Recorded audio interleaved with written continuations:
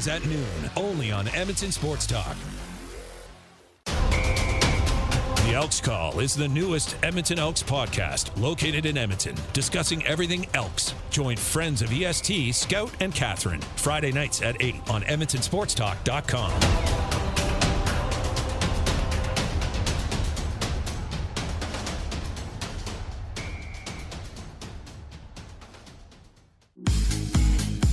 Join Murray McCourt and Curtis Stock for tips and tales from courses around Edmonton and area with the VIP Golf Show, presented by the Tailor Made Performance Center at the Ranch, Sundays at 8:30, only on EdmontonSportsTalk.com.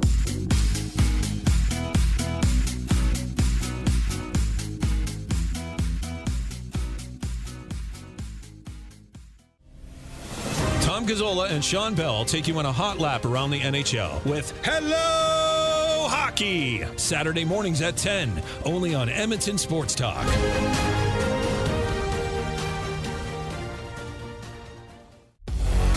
Get to know the winners, props, plays, parlays, and more with Nielsen and Hustler, weekday mornings at 11 on The Lock Shop, only on EdmontonSportsTalk.com.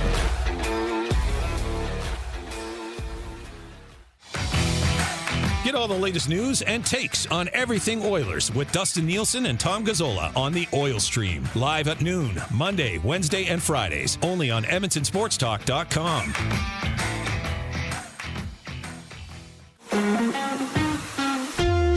Join friend of EST, Guy Flaming, for The Pipeline Show, Monday nights at 8 and Saturday at noon, as he has you covered with CHL, CJHL, USHL, NAHL, NCAA, and U Sports, plus the World Juniors, Frozen Four, and NHL Draft on EdmontonSportsTalk.com.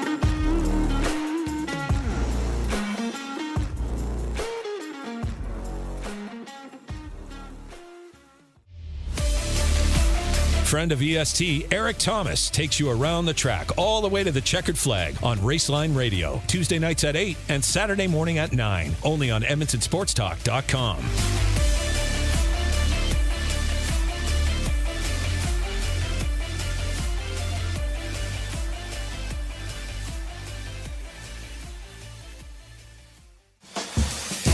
Catch up with friends of EST, Andrew, Mike, and Kayla, as they get you in the huddle with the Edmonton Elks on the Turf District. Thursday nights at 8, EdmontonSportsTalk.com. Wake up with the Nielsen Show with Dustin Nielsen and Lieutenant Eric. Weekday mornings 6 to 9 on EdmontonSportsTalk.com.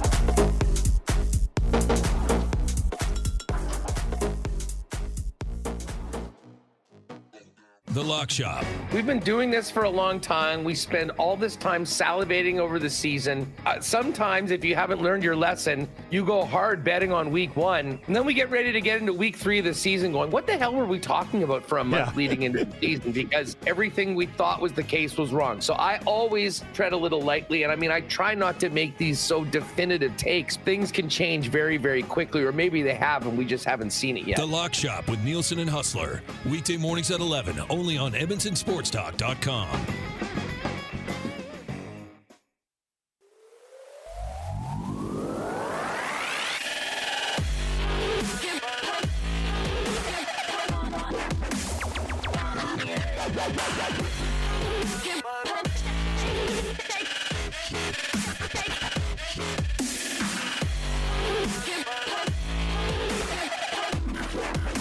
It's time for another episode of The Oil Stream with Dustin Nielsen and Tom Gazzola, presented by Popeye's Louisiana Kitchen.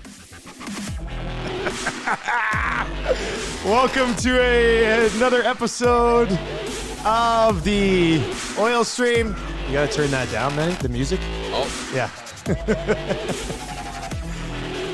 And surprise, surprise, Tommy Gazzola is not here yet. Yeah, no, he's not. I'm telling you, when HR dad rolls in, there's going to be a conversation. Well, what do we get from him? And we didn't know what to make of it, but we got a coming in hot. Coming in hot. What's that even mean? 11:45, and then at 12:01, almost there. So the show starts at 12, Tommy. Myself, Maddie, LTE, YouTube Trev, who are always at work. we said, what does he mean by coming in hot? Because there's a bunch of different things. One could be like coming in right before it starts. But that would mean you're here right before it starts. So you're technically not coming in that hot. The other aspect is you think... It could be hot takes. Yeah. Like, he's fired up. Practice, he has things to say today from second day of on-ice sessions. Yes. He is coming with hot takes. Yeah, like McDavid's out. Whatever it might be. And he's not. Don't panic. Or there was number 3. Yeah.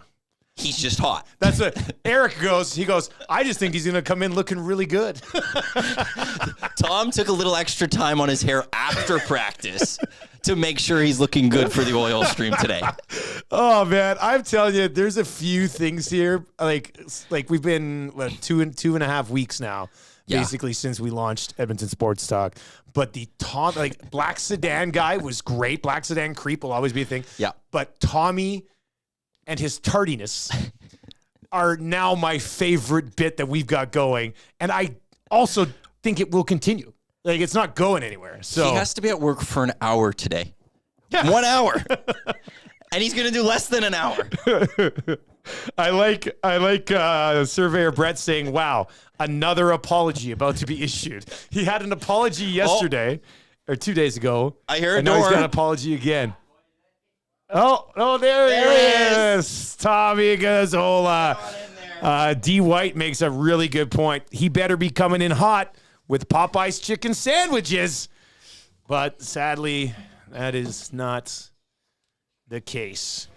That's all right. Hello. That's all right. Hello. Hello.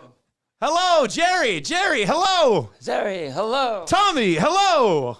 Tom Gazzola is going to slide in here. The YouTube chat is going. Hey, if you are listening right now, tell your friends about the look. I think we've got a lot of really good content here at EdmontonSportsTalk.com, especially when everything works very smoothly like it has so far today, except for Savage, who for some reason can't figure out the autoplay. You just got to click the autoplay button in the middle of the screen. But tell your friends about the oil stream, because you know how it is in this market. People just want to hear that Oilers talk. And that's what the oil stream gives you, the Monday, Wednesday, Fridays, and the upcoming pre and post game show as well. So make sure you tell your friends about it. When the show starts, send them the YouTube link, whatever. Tell them to download the podcast and stuff. As we try to bring you the most talk that we possibly can on the Oilers. If you have any questions, hit us up in the YouTube chat as well. And there's a bunch of good questions already rolling in, but 780-218-9999. That's 780-218-9999. And we can get to those as we work our way through this show today as well. Tommy Gazzola, how you doing, buddy? Hey, Dusty. How was the rink today, man? It was good. It was quiet, like not a lot of craziness, nothing catching you off guard kind of thing. Like, that's how I was quiet like that. Are you trying to tell me that day 2 at the Edmonton Oilers training camp was boring?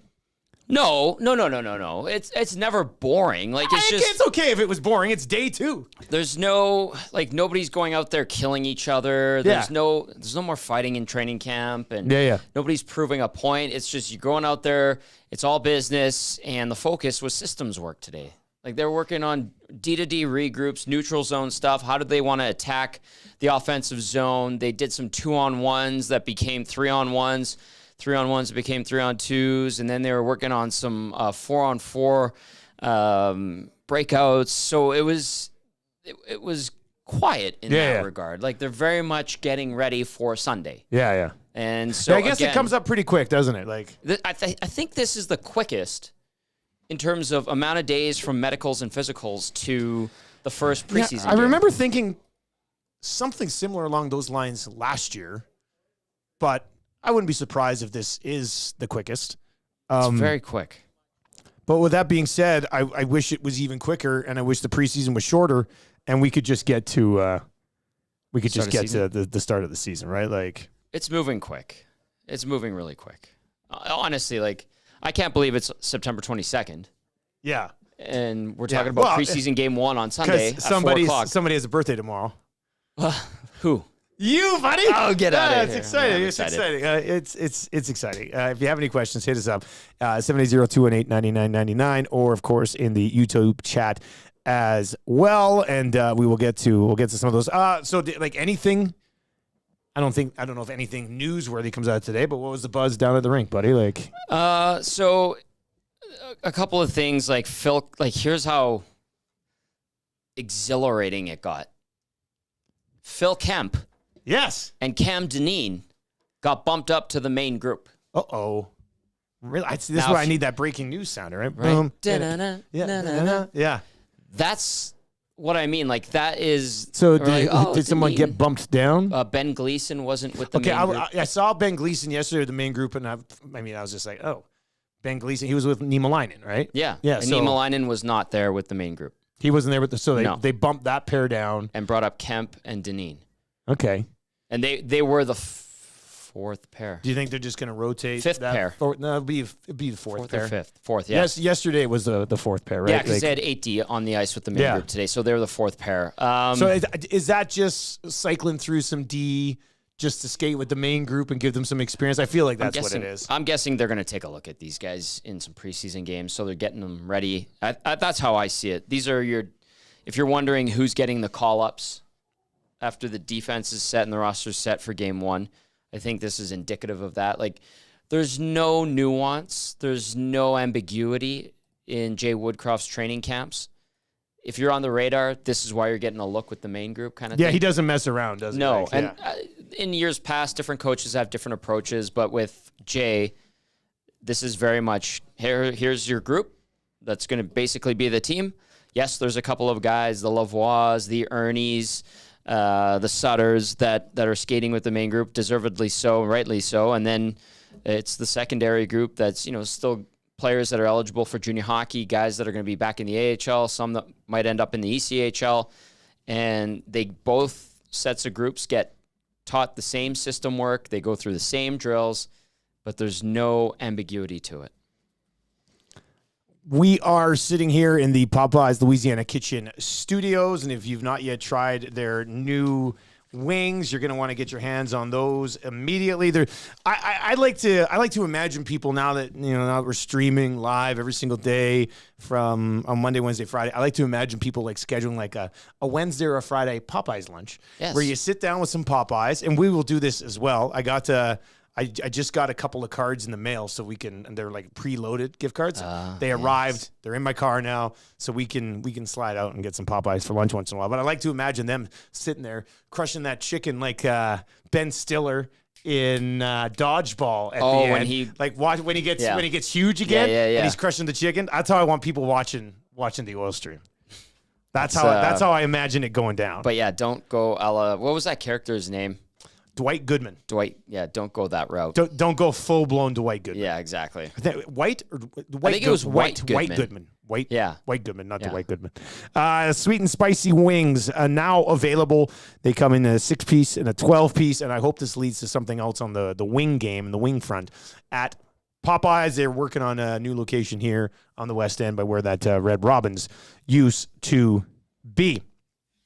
All right, let's see here. Somebody was asking a little bit earlier on, Tommy, and let's see. I want to find it. It came in from Chris a little bit earlier today. I think it was one of the first comments there. Chris says, hey, Tom, how does Sutter and Raphael Lavoie look? So far, so good. Again, it's a lot of D-to-D regroups and breakouts. And I was watching Sutter today. He seems to be moving all right. I know he was talking about yesterday when he spoke to us, the issues he was dealing with and not being able to feel like he did prior to COVID. And he didn't want to delve too much into long COVID and how he suffered and what all the stuff he went through. He did talk about chatting with Jonathan Taves about their issues, and he said there were some differences to what Taves was experiencing compared to what he was experiencing. But all things considered, in 2 days of on-ice sessions, Brandon Sutter, he's keeping up. Maybe he's not where he wants to be in terms of puck touches, but I'm sure, as the days go on and we get into games and we'll see where he's at. I mean, his forte is his checking ability, winning faceoffs. Yeah, is he still capable of doing that, right? And that will be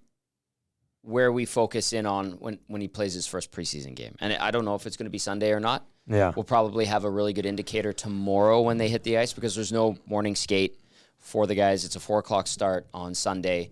So tomorrow we'll probably know if he's in that first game or not. But I think we'll get a good taste of it if he's, in on the forecheck. He's a heavy body. He's responsible defensively. How big is he? He's a big guy. I think he's 6'2", does he look big on the ice? Yeah, he's not thick, but he's tall. He's an athlete, obviously. He has that hockey athlete build, and he looks like he's in good shape. And he said that, he's feeling normal, quote unquote, compared to where he was at, a year ago, 2 years ago. Listed at 6'3".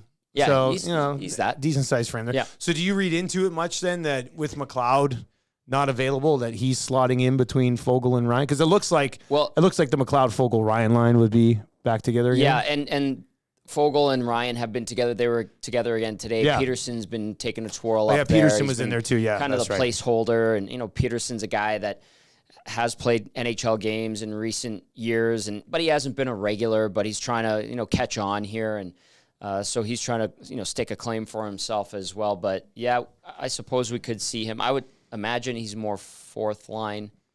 Janmark and Holloway or the guys is that where Peterson is, though, when...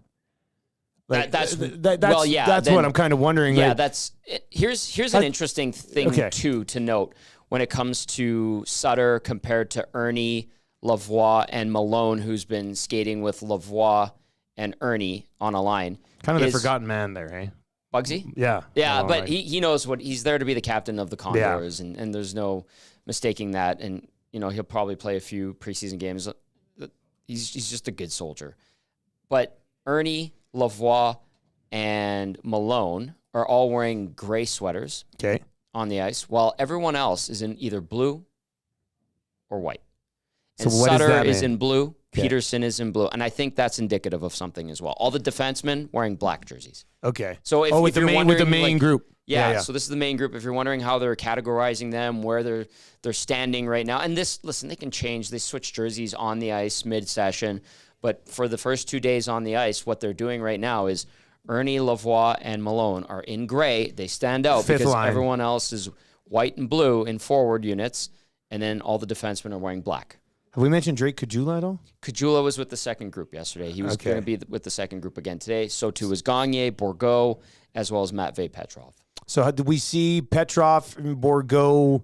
Do you think when they go, and they'll likely see, well, I don't know. I mean, Jay Woodcroft, you said, likes to hit the ground running. So will they roll out Group B for games and Group A for games? Or are you expecting your typical preseason where you get a little bit of Group A, you get a little bit of Group B, and then you get to see Bourgault and Petrov possibly in a game, not on the same line as Connor McDavid, but in the same team as Connor McDavid, right? You're going to get a mashup on Sunday.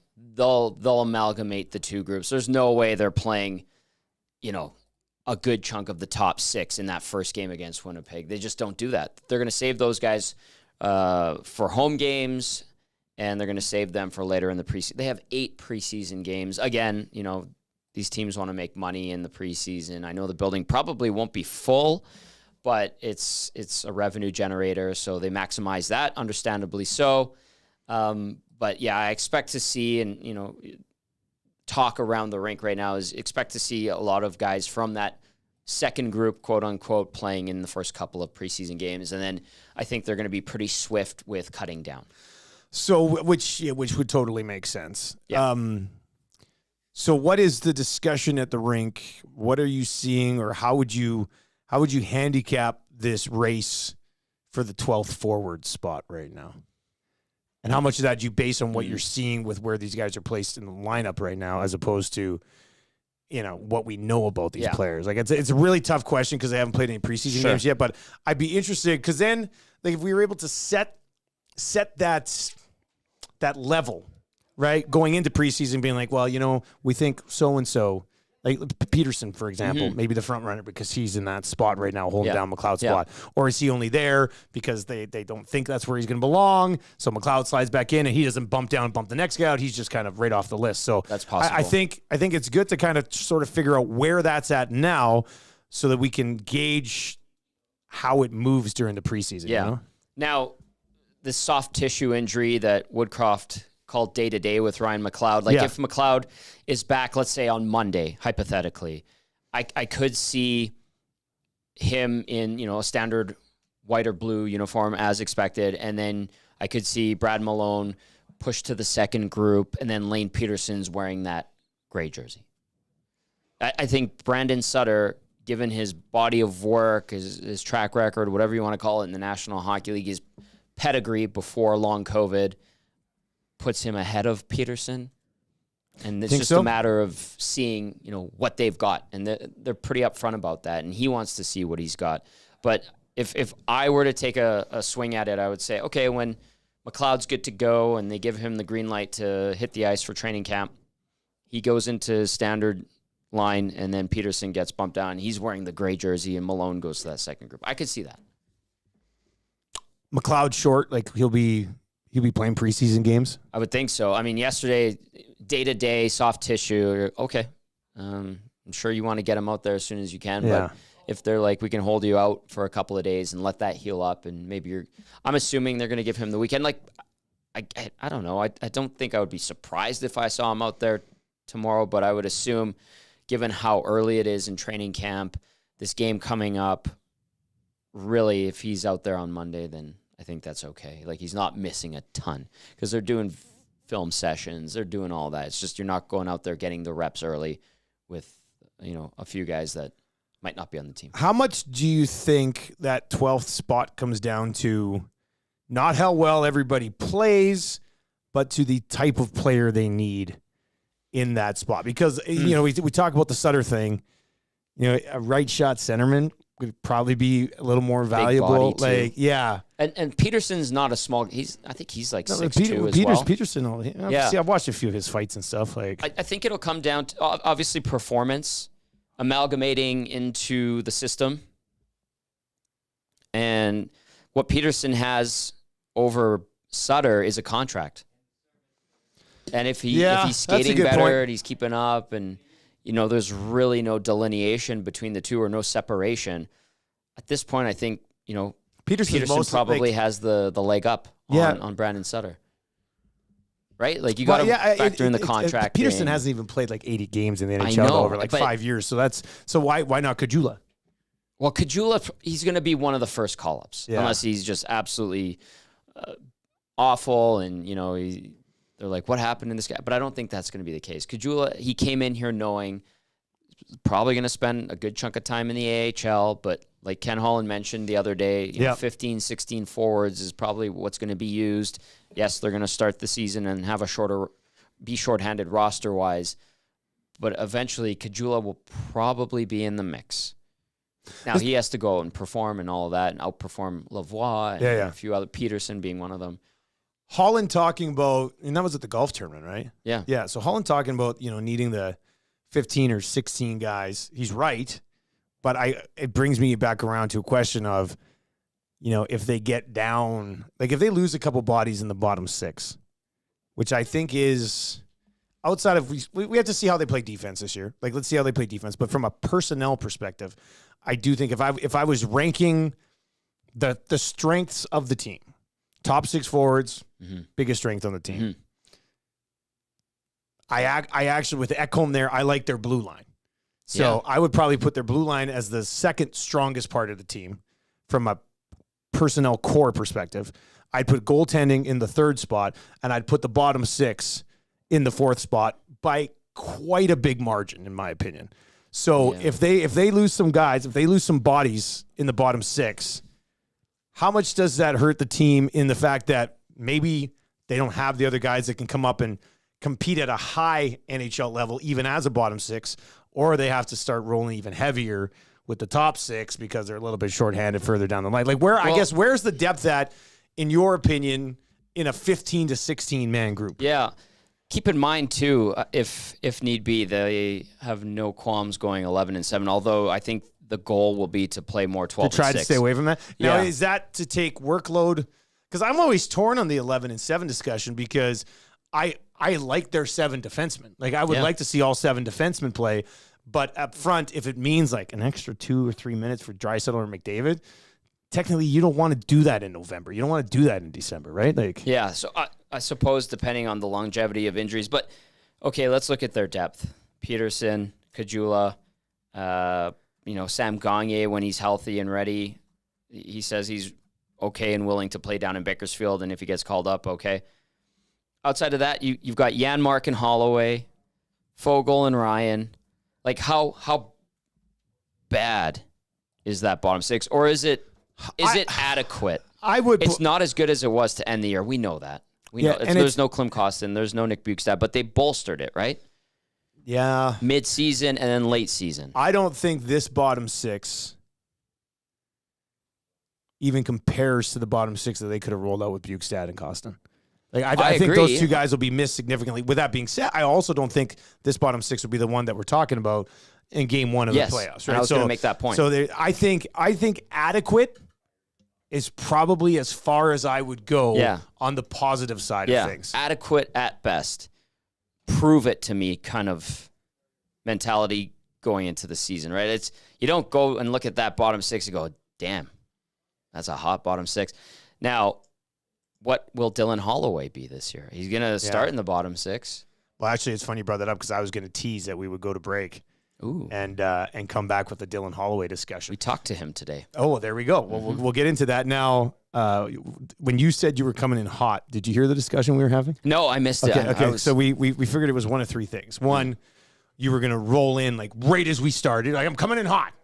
Maddie suggested that maybe it was you were coming in with like some hot takes, like you were fired up, and you wanted to come in and spit some fire on this mic.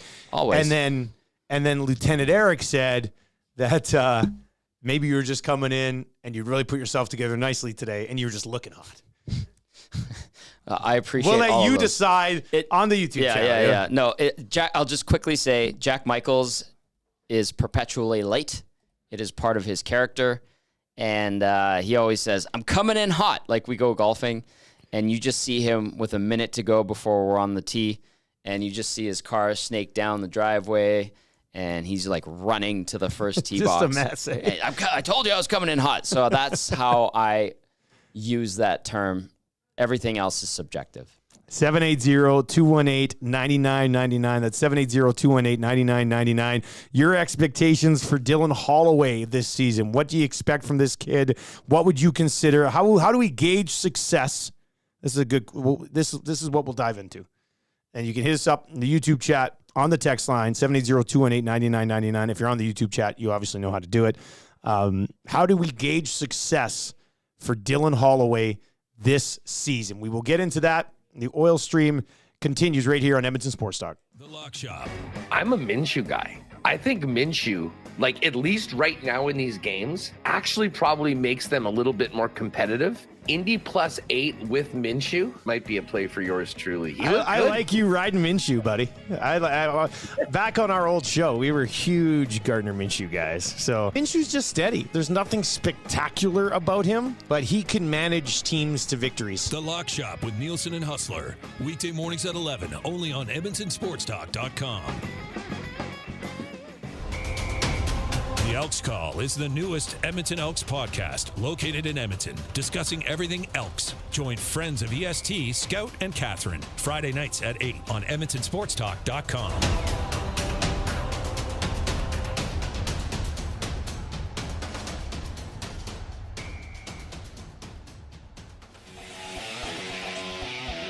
Join friend of EST, Guy Flaming, for the Pipeline Show, Monday nights at 8 and Saturday at noon, as he has you covered with CHL, CJHL, USHL, NAHL, NCAA, and U Sports, plus the World Juniors, Frozen Four, and NHL Draft on EdmontonSportsTalk.com.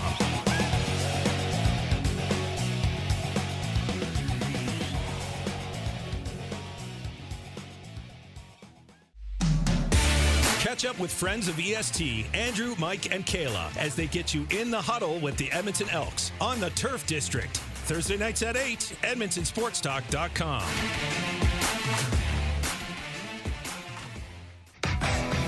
Tom Gazzola and Sean Bell take you on a hot lap around the NHL with Hello Hockey, Saturday mornings at 10, only on Edmonton Sports Talk.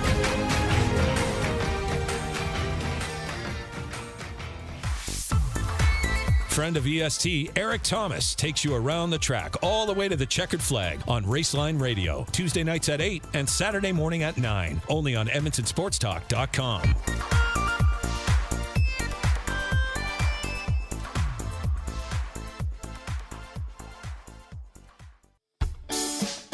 Join Murray McCourt and Curtis Stock for tips and tales from courses around Edmonton and area with the VIP Golf Show, presented by the Tailor Made Performance Center at the Ranch, Sundays at 8:30, only on EdmontonSportsTalk.com.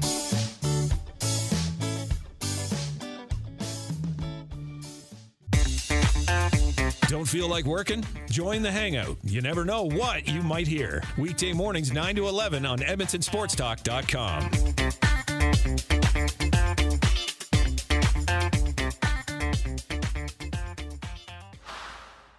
Get all the latest news and takes on everything Oilers with Dustin Nielsen and Tom Gazzola on the Oil Stream. Live at noon, Monday, Wednesday, and Fridays. Only on EdmontonSportsTalk.com. All right, welcome back to the Oil Stream, brought to you in part by Boston Pizza. We should have details here right away on where we're going to be for our next live Boston Pizza Oil Stream, and you can pop by and join us. Hey, how about these?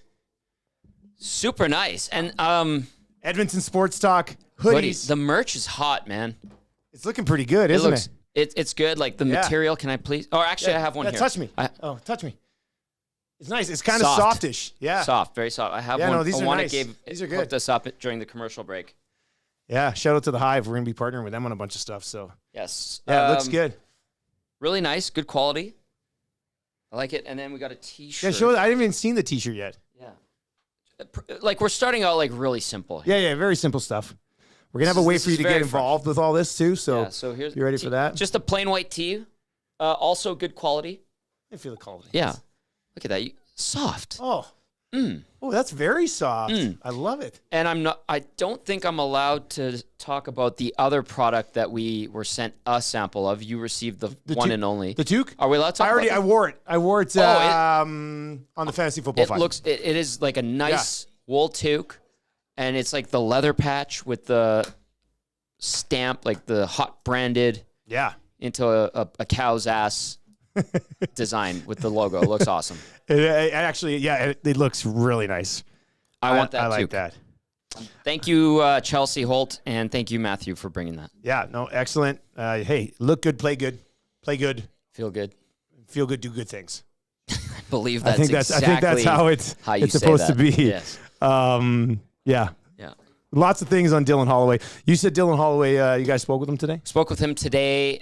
It was funny because he's like, I just asked him, like, what's the difference, last year where you're trying to make the team and you do have a great camp as opposed to this year where, you're expected to be on the team. And yes, you want to make the team, but, you have a spot penciled in for you. His GM the other day saying he's on the team.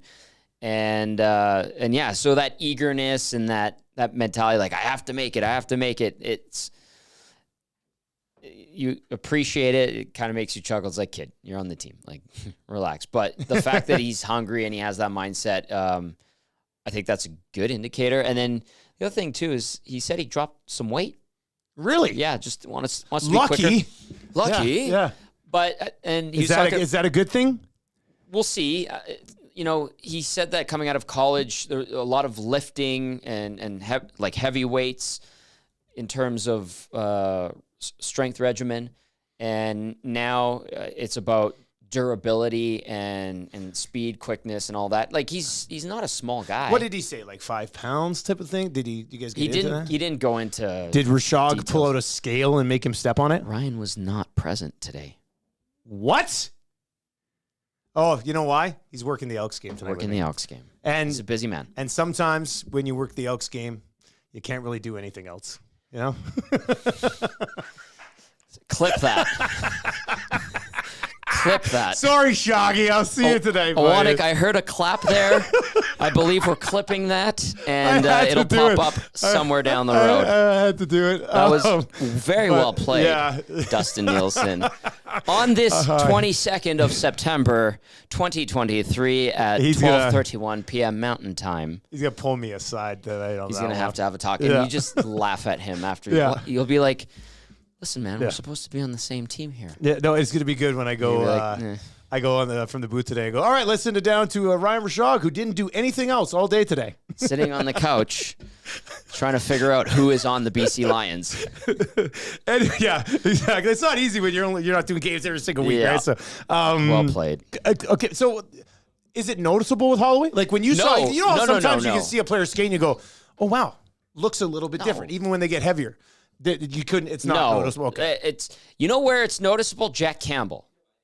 He looks like lean, mean, ready to go. You could see it in his face when he had the availability the other day. Yeah, well, I saw the availability. I looked at him. I was like, "Who's this super skinny dude?" I hope we talk about that a little bit. We could talk about that a little bit later on. But with Holloway, no. Like, if he, shifted his strength regimen and traded and changed it a little bit, it's not. The guy skates like the wind. He's smooth.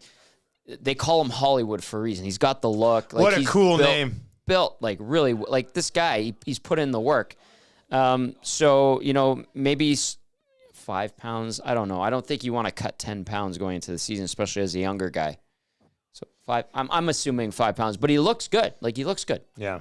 And on the ice, very similar to what he looked like last year.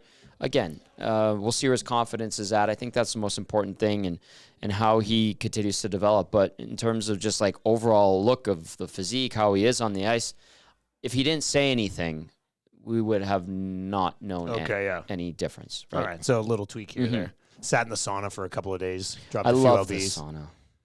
It's so good for hangovers. Really? You like? I love it. Do you have a sauna in your building? No. Oh, you should live somewhere fancier. I should talk to Wanik. He's on the condo board. Of course he is. Maddie's on your condo board? Of course. Well, don't piss him off then. Never. Right? Because then Maddie, condo board guy, holds a grudge against you as a tenant. Right. That would not be good. I'm not a big sauna guy myself. Like when you go to Spengler and stuff, like the hotel in Switzerland, like they're huge sauna people over there, right? Absolutely. I just can't do it. I get in full-blown, I don't know, does this make sense to other people? But you get in a small space that's really warm. I get super claustrophobic. Oh. Like, I just don't want to be in there. I understand, but I appreciate what a good steam/sauna does. It's very refreshing, I find. All right, so how do we judge success for Dylan Holloway this year? A couple of messages into the YouTube chat today, and of course you can hit us up at 780-218-9999, and this is a text. Guys, Holloway's success markers: stays healthy, stays with the big club for over 50 games, can drive some offense in limited/sheltered minutes. That's in from Eden this morning. And somebody else is asking how Kaner looks. So we'll get to that. Oh. And actually, just quickly on Kane, because we're having a Holloway discussion here. How's Kane look? All right. Yeah.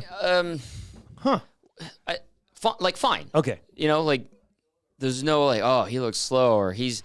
The one thing I noticed, and listen, it's day 2. This is day 2.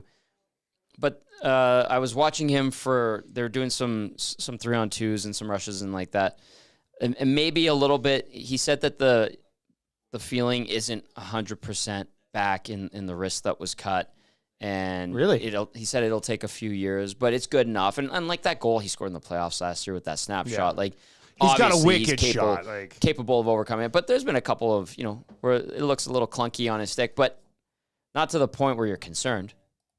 But I could say the same thing about Brandon Sutter. Like, he's trying to make a play in the high slot, and puck kind of rolled on him. So I don't know if you're going, well, I'm gonna have to deduct off of his overall report cards. And it happens to everyone in training camp. But I thought that was interesting when he made a point of saying, hey, it's not going to be 100% for a couple more years, but we're all right. And outside of that, he's looked fine. Skates like the wind. Looks just fine. Hyman scored a beautiful goal today. I think it was Nugent Hopkins that set him up on it. Like, just beautiful one-timer bar down on 2-on-1s. And I was like, wow. Just looking like really just nice, a rocket of a snapshot one-timer. over 33.5 goals. That's what I started to think about. Did you start thinking about it? I was like, why did I take the under? This is excellent because for the longest time I had to be a degen by myself, but I am slowly turning the rest of the crew here at Edmonton Sports Talk. Like, I'm pretty sure within 2 months, Trev will be betting college football team totals by the time it's all said and done. This kid does not know what he's getting into. Do not. Yeah. YouTube Trev's going to be in a whole lot of trouble. Yeah. That one text, 780-218-9999, 780-218-9999. The Holloway success markers. Stays healthy, stays with the big club for over 50 games, can drive in some offense and limited shelter minutes. That's one of them. The other one that I saw, well, there's a bunch on the YouTube chat right now. Trevor says a successful Holloway season to me would be a year where he convinces the staff that he doesn't need to go down to Bakersfield to get more playing time. I think I'm more on that with Trevor as opposed to if Holloway's with the big club for 50 games, that's a success. To me, Holloway being with the big club for 50 games would mean that he couldn't cut it and they had to send him down. Mm-hmm. And to me, that's not a successful season for Dylan Holloway. Because then we're repeating what we saw last year. Exactly. And we don't want is that progress? No, that's being stuck in neutral, isn't it? So, I would say let's give him modest expectations. 10 goals, 15 assists. Yeah, it's funny because the way he played in the preseason last year. This guy could score 30. Yeah. I don't know. Oh, my goodness. He's playing with Draisaitl. Was that Stoff? Somebody was saying he could score 30. I can't remember. For some reason, and look, we're buddies with Stoff. We're not taking a shot at Stoff. He was if you're very listening, you don't need to run and text Stoff. Like, we get along extremely well. Yeah. For some reason, I was just thinking that, it does seem a little ridiculous even for Stoff to say 30. But I thought I remember somewhere, maybe it was just in text to the old show. I think we talked about it on Oil Stream last year. Yeah, we might have, with the way he had the preseason, wait a second, it was us. Maybe it was us. We talked. I think it was a conversation in town. It was a conversation around town. Yeah. If he was to play only on the third line, he's not going to get maybe a sprinkling of PP2, but PP2 basically doesn't exist with this team. That's not going to change this year. You're not going to take the best power play in the history of the game off the ice very often. I think 10 goals and 15 assists for 25 points would be good, but I also think people in this city might see it as a bit of a disappointment just because he was a first-round pick and it's Dylan Holloway and he comes with some offensive upside. You know what I mean? It really should be good, but I don't know if it would be viewed as good. But that might be the natural instinct to be first-rounder, come on, look at the skill he possesses, and people might go, I don't know if he's panning out, but this is a progression. And it's not like there's a fast track to the top 6 for him right now. No, it's an injury. Right? It's an injury and having faith, your coach having faith in you ahead of Fogle or somebody like that. Janmark or somebody like that. Well, I think the realistic possibility is he surpasses a Fogle or Janmark. Yeah. Or Ryan and gets more playing time than those guys. But those are guys that have been in the league for, 6-7 years. This comes back around to a Holloway discussion I wanted to have with you today anyway, and that is, where do you come out on him looking like he's a fourth-line guy, in that first day's lineup? Because playing Dylan Holloway on a fourth line for 9 minutes a night, I don't think benefits anybody because I think he's good enough to contribute more than that. Yeah. And I think it hurts him by not having the opportunity to contribute more than that. Question, can you play Dylan Holloway on a quote-unquote fourth line, but not a fourth-line style of game? Where your fourth line is one that's more high octane, high tempo, try to push the offense, tilt the ice, as opposed to grind it out, ground and pound. But who's he play with that can do that on the line? Matthias Janmark? And Janmark can kind of do it. I mean, yeah, but not all the time. No, and who's supposed to be the driver of that line? Holloway? And we don't even know who the other guy would be on the right. It's some guy on a PTO or a two-way contract. And that's where Woodcroft, who is always juggling his lines, might sprinkle him in on. Well, that's why after penalty or after power plays and those types. But could of shit. Holloway, McLeod, and Fogle or Janmark, or if you want the veteran and Derek Ryan, McLeod, Holloway, and Ryan, could they be that line? I don't think there's another center there that can. I like your idea of this is a fourth line, but it's not your typical get the puck deep, crash and bang, get off the ice fourth line. It's hey, we want to try to see them push the pace for 10 minutes a game fourth line. I just don't know how you have the personnel to structure that type of fourth line. That's fair. Yeah. That's fair. What if at some point, because I'm sure we're going to see it, they slide Nugent Hopkins back to center, move.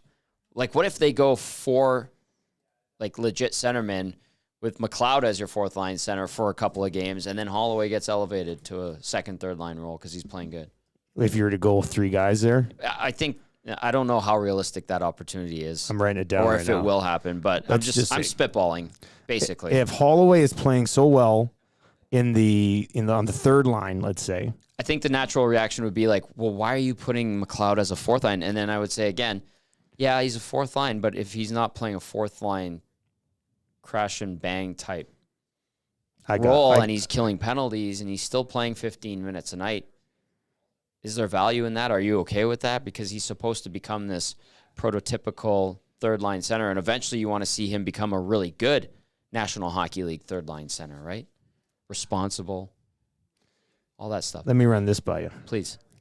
So let's say Holloway is pushing really nice. Mm-hmm. And you're like, man, maybe they've got the winger depth to, like, it's not the whole Yamamoto Puljujarvi discussion again. Like, they actually have some winger depth that you can consider. Like, if he starts to click, you go, wow, this guy might be able to skate with McDavid and chip in 17 or something, So if for some reason they decided to mix in, and you said it'll probably happen throughout the year a little bit. Mm-hmm. So McDavid, Draisaitl, and McLeod down the middle still. Nuge, because he plays on the wing in the top 6, stays on the wing, plays with McLeod. Yep. So McLeod, Nuge, and you could even go Hyman. And then you could go Kane, Draisaitl, and somebody, and then McDavid, Holloway, and Brown. You're like one forward away from really having a 9 really nice there where you could really roll 3 awesome lines. And then you've got like you could put on your line. Yeah, or where would Fogle fit in there? If Fogle's going to be part of this, like I don't. Fourth line, left wing. Yeah, Fogle, Janmark, Ryan.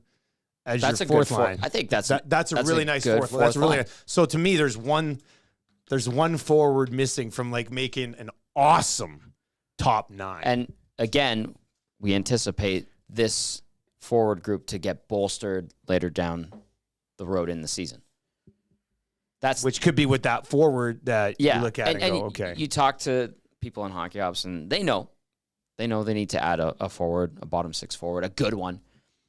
A Bugstad type player, competency and skill set and experience. Let's play this game. If they still had Bugstad and added Brown. Oh. So then let's throw Bugstad into that top 9. Okay. So then you would go McDavid, Brown, Kane. Sure. Holloway, Draisaitl, Hyman, Bugstad or McLeod with Nuge. Like a Nuge, Bugstad, McLeod line. Or something like that combination. Like a Bugstad type would really complete this top 9. And then you're rolling out a fourth line with Janmark, Ryan, and Fogle, which is like a really, like that would be a really good veteran fourth line. Yeah. Not going to get in trouble in their own end. And, depending on the opposition they're out there against, can actually push it a little bit. Yeah. That is a phenomenal scenario. Budget killed them, and we're not going to see it until maybe pull the trigger on him again, man. Go get him again. Pull the trigger on him again. It would be an ideal setup. He cashes. He got a 2-year deal, right? He got 2 years, $2 million per. Yeah, I think it was. Financial. Let's just pretend it could happen. He gets to go live in Arizona for the winter months with the rest of half of Alberta, and then gets to come and be a part of a cup run. Really tough gig. It's an all-time agent move. Like it's just, and he's got a place to stay at Mark Pesic's house in Sherwood Park. So that's already taken care of as well. Perfect. Yeah. No, that's good. Yeah. I don't think we're going to take another break. We got like 10, 15 minutes here. You said you wanted to talk about Jack Campbell a little bit. So once again, if you have any questions, now would be the time. Let's slide these in here. 780-218-9999. We can get to a few more comments as well. 780-218-9999 or in the YouTube chat is where you can contribute as well. We'll certainly get to a few of those. But what did you want to talk about with Campbell? Just a couple of things. So we noted like how he looked at his availability. And, you could tell like if someone's the face, like where, I don't know, body fat or whatever it is. But you could tell like he looked leaner. Yeah. He looks like he put a lot of time in at the gym. Maybe that's to help with his quickness. And then the mental side of the game, it sounds like he's in a really good place. After what happened last year and being extremely hard on himself, by all accounts, talking to people around the team that have, been around him in the locker room and caught up with him, like his mindset now compared to where he was at this time last year with the weight of the big contract and expectation here in Edmonton, which all is deserved, sounds like he's in a really good headspace, and he put in the work this summer.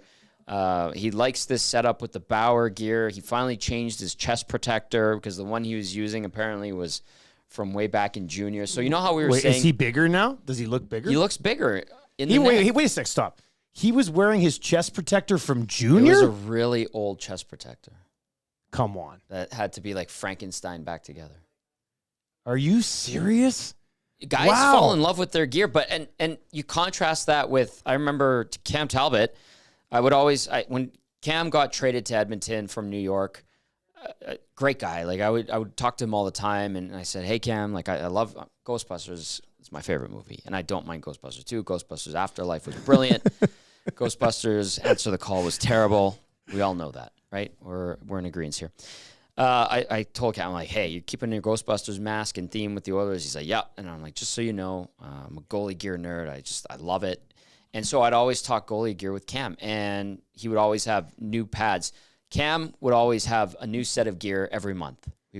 And he had like a different one for their orange jersey, the nice WHA ones, not the garbage neon orange ones that they used for a couple of years. Love the first orange. They were so good. And Cam would switch up from the traditional jersey. He would have a different set of pads. And I was like, how often are you switching up your gear? Because usually they'd get a new set, but of the same design. Yeah. And I noticed he had a change in what he would wear with the orange jerseys. And he goes, "Tom, I honestly get a new set of pads every month. It depends like how many games we're wearing one jersey, then I'll get a new set of the standard ones. And if we're playing at home a bunch and we're wearing the orange, I'll get a new set of the pads setup I have for that." And I was like, "Man, how hard is it to break in?" He said, "Not that hard. I like fresh gear. This stuff breaks down way quicker than the pads, guys wore when we were growing up." And then he goes, "I even get a new chest protector like once a month." I'm like, "What?" He goes, "Yeah. Once a month. The way these guys shoot, the way I want to feel like safety-wise and having that conscious or comfort and knowing that, you're not going to get hurt off these shots." He's like, these things break down to the point where I'm getting a new chest protector once a month. Then you contrast that with Jack Campbell, who, stuck with the one that felt good forever and ever. And the type of Vaughn pads that he was wearing was the older style. And I think Joaquin Gage described them as like pillows. Like they're so comfy, but the technology now is advanced and, it's an adjustment period. And we saw that. So it feels like, by all accounts, and looking at Jack Campbell, with the adjustments to the new gear and the new setup, that it's going in the right direction for him. Whether or not that translates to success on the ice, not giving up 4 a night and not calling his game pathetic, we shall see, yet to be determined.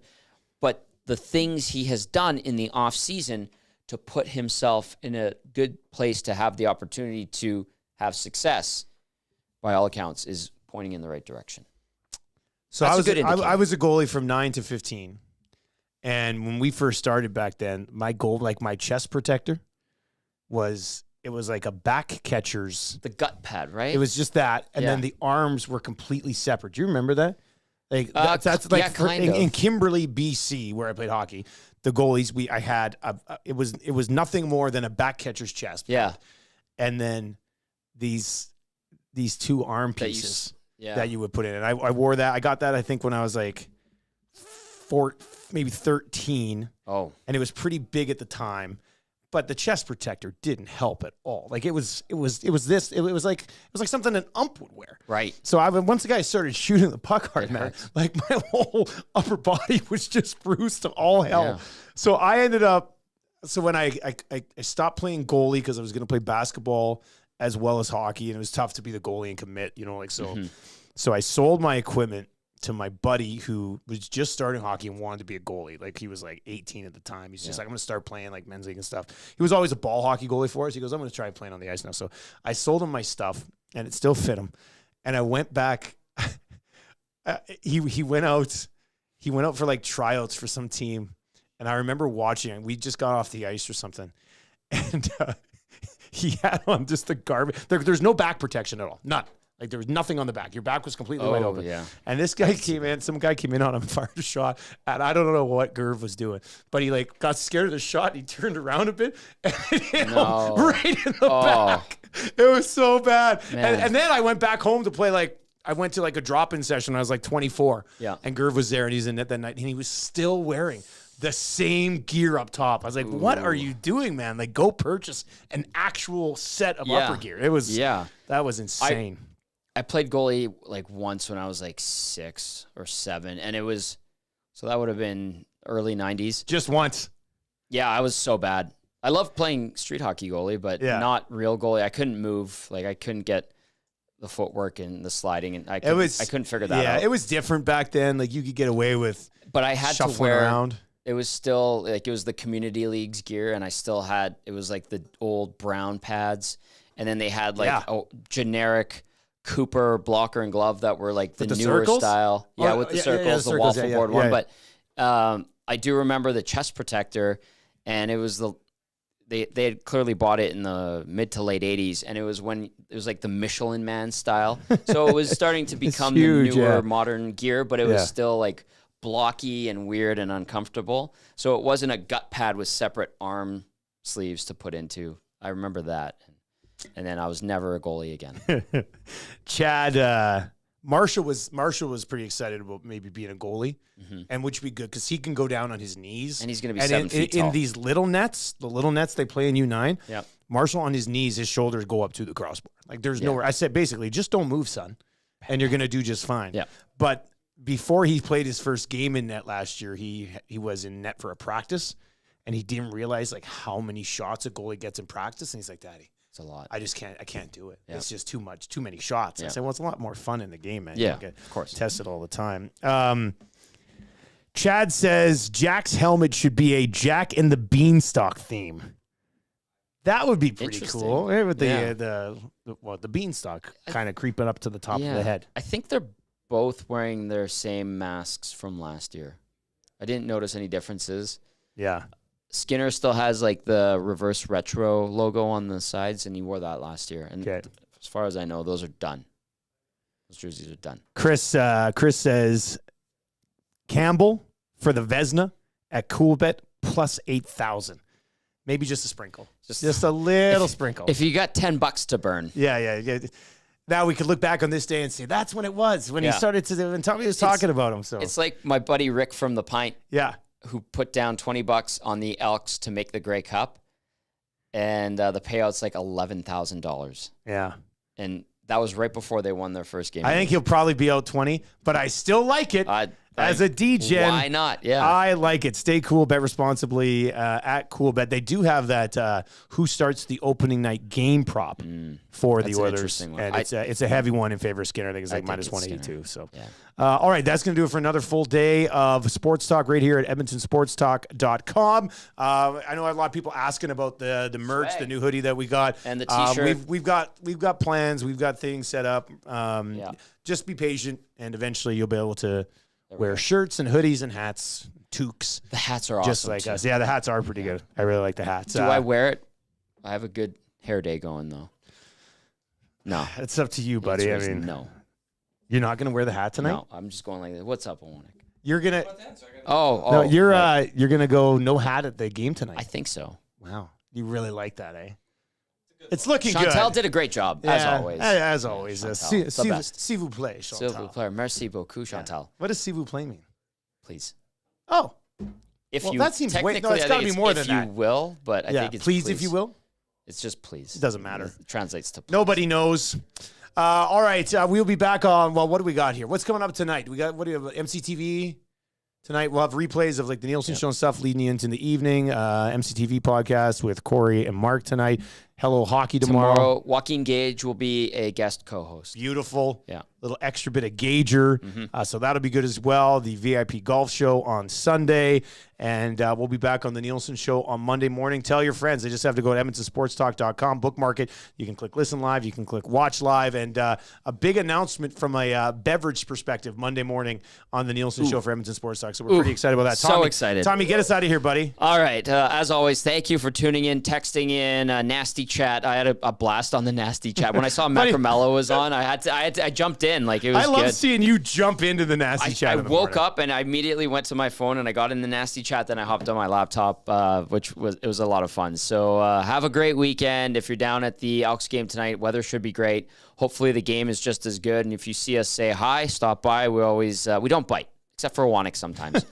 And outside of that, like, share, subscribe. I noticed we're at almost 4,100. We're over 4,100 now. We gained another 100 since 2 afternoons ago. So tell your friends to sub to the YouTube channel. And TikTok, YouTube Trev, all over that. I'm going to try to feed YouTube Trev as much content from the rink if I notice some cool things. Yeah. And he'll do the rest. And Rink Report is happening now. I have a new one for today. Perfect. So all that good stuff.